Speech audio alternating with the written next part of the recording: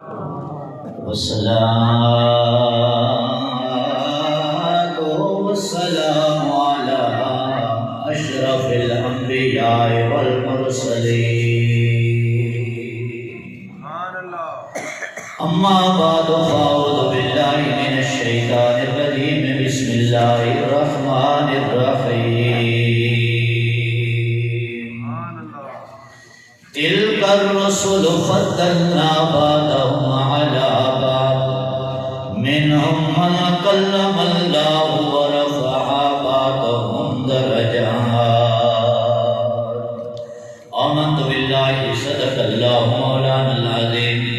قد قال الله تبارك وتعالى في شان حبيبه مخبرا وآمرا إن الله وملائكته يصلون على النبي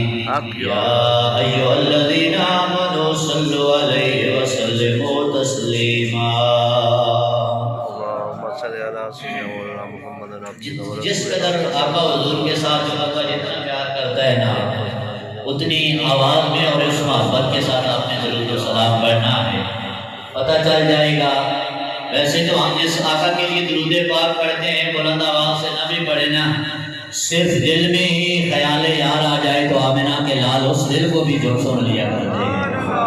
لیکن اپنی محبتوں کا اظہار کرنا ہے۔ آواز بلند پڑھیے تاکہ تھوڑا سا آپ احباب بھی جاگ جائیں اور ٹھنڈ دور ہو جائے۔ اب تو ایک بجنے والا ہے، اب تو ٹھنڈ ہونے بھی نہیں چاہیے۔ ویسے راولپنڈی میں ہم ٹھنڈ زیادہ چھوڑ کے آئے ہیں، یہاں پہ تو موسم بہتر ہے اور ٹھنڈ ہونی بھی نہیں چاہیے۔ اور اگر نومبر دسمبر میں فیض آباد میں اتنا مجمع ٹھنڈا نہیں ہو سکتا تو ڈھوکبازے کی مسجد میں بھی ٹھنڈا نہیں ہونا چاہیے۔ ہاں ماشاءاللہ بآواز بلند پڑھیے الصلاۃ والسلام علیک یا